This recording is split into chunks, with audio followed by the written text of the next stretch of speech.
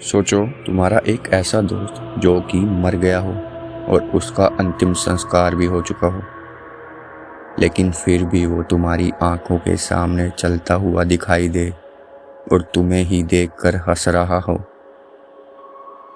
ये कहानी एक बहुत ज़्यादा डार्क जंगल की है जो किसी भी इंसान को बुला तो लेता है, लेकिन वो उस इंसान को जिंदा कभी वापस आने नहीं देता। सो हेलो गाइस, मैं हूं हर्षित वर्मा। यहाँ मैं उन कहानियों के बारे में बताता हूँ जिसको सुनकर किसी भी इंसान की हालत ख़राब हो जाए। अगर आपको भी ऐसी ही भूत प्रेत वाली रियल हॉरर स्टोरी सुनना पसंद है तो आप सब्सक्राइब कर लो इस चैनल को। अब कहानी शुरू होती है। समीर, जो कि एक सीधा साधा सा हॉस्टल में रहने वाला लड़का है और वो रोज़ अपनी साइकिल से मैथ की कोचिंग के लिए आता जाता है। उसका एक दोस्त भी है जिसका नाम है सुरेश। ये दोनों काफ़ी अच्छे दोस्त हैं। ये दोनों एक ही साथ आते हैं, जाते हैं, साथ हंसते हैं, साथ सपने देखते हैं। लेकिन कुछ 7-8 दिन से सुरेश का कोई अता पता नहीं था। उसे आखिरी बार आर्ट एंड क्राफ्ट की क्लास में पेंटिंग करते हुए देखा गया था। उसको सभी लोग ढूंढना शुरू करते हैं, काफ़ी ढूंढते हैं उसको। सारे इतना ज़्यादा ढूंढने पर भी सुरेश मिलता ही नहीं है। फिर पुलिस में कंप्लेंट की जाती है। पुलिस भी ढूंढना शुरू करती है और उसको हॉस्टल वाले भी ढूंढ ही रहे होते हैं, लेकिन सुरेश का कोई भी नामो निशान ही नहीं मिलता। एक शाम की बात है, समीर अपनी कोचिंग क्लास से वापस आ रहा था। उस वक्त अंधेरा हो चुका था। रोड पर एक भी स्ट्रीट लाइट नहीं थी, बिल्कुल गुप्त अंधेरा। तभी उसको पीछे से साइकिल की घंटी सुनाई देती है। वो जैसे ही पीछे मुड़कर देखता है तो रोड बिल्कुल खाली था। उसने इग्नोर कर दिया। फिर दोबारा से वही साइकिल की घंटी की आवाज़ आई और वो बिल्कुल पास आती जा रही थी। फिर अचानक से साइकिल उसके आगे आकर रुक गई। समीर गुस्से में चिल्लाने ही वाला होता है कि इतने में उसके अपने सामने जो चेहरा खड़ा देखा, उसकी आवाज़ गले में अटक गई। गोपाल।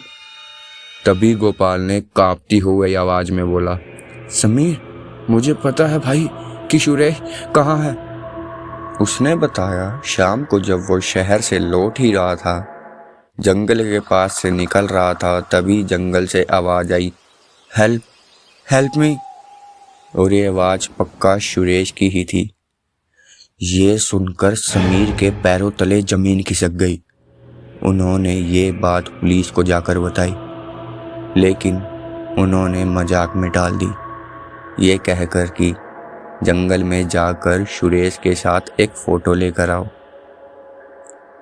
वहाँ के लोकल्स के लोगों का जो कहना था कि ये जंगल रात में बिल्कुल सही नहीं है। इस जंगल में ऐसी चीज़ें हैं जो रात में जाग जाती है। लेकिन उनकी दोस्ती डर से बढ़कर थी। वो जंगल में जाते हैं। समीर का रूममेट शेखर भी उनके साथ आया था। उन्होंने अपनी कार को जंगल के बाहर पार्क की थी, क्योंकि आगे का रास्ता पैदल का ही था। जैसे ही वो जंगल के अंदर घुसे, उनको पीछे से कुत्तों के जोर जोर से रोने की आवाज़ आई, जैसे कि वो उन्हें चेतावनी दे रहे हैं। और तभी अचानक से पूरे जंगल में चिड़ियाओं की, जानवरों की आवाज़ गूंजने लग गई, बहुत तेज तेज। वो डर गए थे। उन्हें अपने सामने 2 बड़े बड़े बरगद के पेड़ दिखाई दिए। पेड़ इतने बड़े थे कि उनके बीच में बिल्कुल गुप्त अंधेरा था। उन्होंने टॉर्च ऑन की तो भी उन्हें खौफ के अलावा कुछ नहीं दिख रहा था। थोड़ी ही दूर जाकर गोपाल रुक गया। उसने देखा सामने एक टूटी हुई झोपड़ी है। उस पर काफ़ी सारे उल्लू बैठे हुए हैं और झोपड़ी के पास एक जानवर की लाश पड़ी हुई है। उसमें से बहुत बदबू आ रही थी। वहाँ उन्हें कुछ भी नहीं मिला। तभी समीर बोला, चलो वापस चलते हैं। वो जैसे ही जाने के लिए पीछे मुड़े, समीर का पैर किसी चीज़ से टकराया और वो नीचे गिर गया। जहाँ पर वो गिरा था वहाँ उसने जो देखा, उसका शरीर बिल्कुल ठंडा पड़ गया।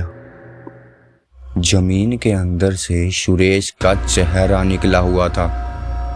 उसकी आंखें बाहर आने को थी और चेहरा आधा खाया हुआ था, लाश जमीन में गड़ी हुई। तभी उसकी बॉडी झट से बाहर निकल गई। शेखर डर से जोर से चिल्लाया, भागो! तीनों वहां से भागने लगे। भागते भागते समीर ने देखा एक काला साया पेड़ पर बैठा उन्हें घूर कर हंस रहा है और उसकी डरावनी हंसी पूरे जंगल में गूंज रही थी। अचानक थोड़ी दूर जाने के बाद समीर ने टॉर्च घुमाई तो वो देखता है सुरेश वहीं खड़ा हुआ था अपनी ही कब्र पर। कब्र में उसकी लाश और सामने खड़ा सुरेश। उसने अपनी उंगली शेखर की तरफ उठाई और अगले ही पल वो छलांग मारकर उस पे झपटा। सब घबराते हुए अलग अलग भागने लगे। समीर और गोपाल जैसे तैसे करके रोड तक पहुंच गए। शेखर काफी देर बाद आया। वो बोला कि मैं तुम्हारी आवाज़ फॉलो करता आया हूँ। वो हॉस्टल में पहुंचे। उन्होंने दोबारा से सारी बात पुलिस को बताई। पुलिस जंगल में गई तो उनको वहां डेड बॉडी मिली। अब उसका सिर कटा हुआ था। उस भयानक इंसिडेंट के बाद शेखर नॉर्मल नहीं रहा। उसको मेंटल असाइलम में एडमिट करवा दिया गया। वो सिर्फ ड्राइंग ही किया करता था। और फिर एक दिन समीर और गोपाल गाड़ी से कहीं जा रहे थे।